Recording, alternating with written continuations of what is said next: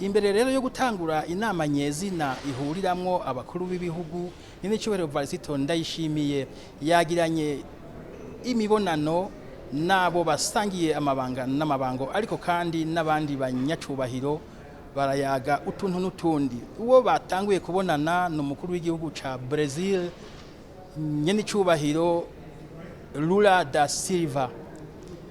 Uwo munyacubahiro akiganira na nyenicubahiro Varisito Ndayishimiye yamukeje nk'uko bisanzwe kubera amabanga aherutse kurushingwa, ariko kandi ashoka ashikiriza iciyumviro yibaza yuko cofasha Afrika gusumba.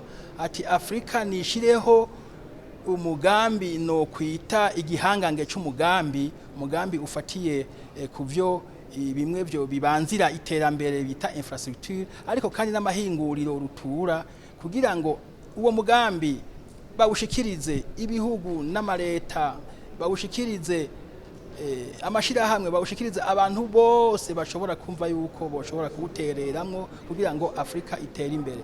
Kandi uwo mugambi wofasha ibihugu vyinshi gusumba uko biriko biragenda muri no minsi muri Afrika, kuko bo bari umugambi wiyumviriwe atari ku rwego rw'igihugu, atari ku rwego rw'akarere, ahubwo ari umugambi wiyumviriwe ku rwego rw'umugabane wose.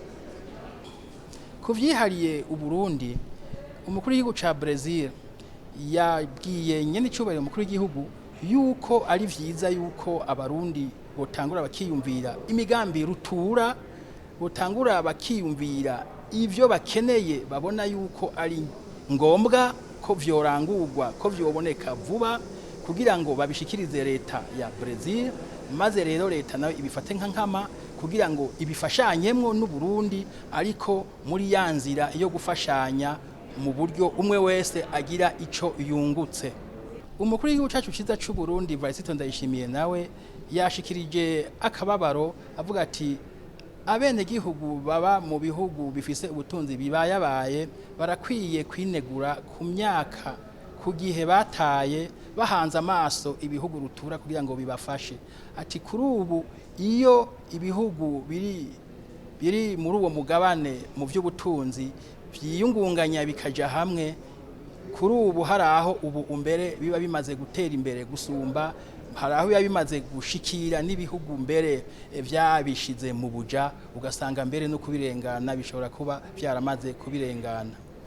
Yaciye avuga rero ati inama nkizi nakaryo keza ko kunguka uwo mwanya twataye kugira ngo tubandanye dutera imbere.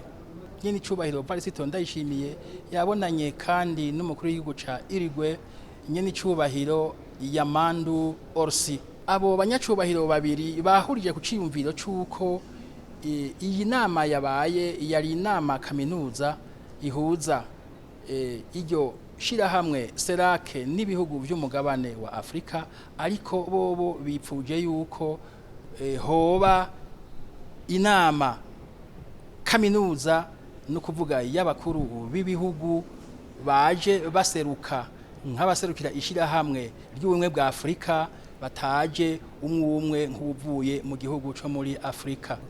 Umukuru w'igihugu ca Uruguay yasavye kandi ko hoba umugwi uhuriramwo abarundi hamwe rero n'abanya Uruguay, ukaba woba uhagarariwe n'abashikiranganje mu byo bajejwe harimo imigenderanire.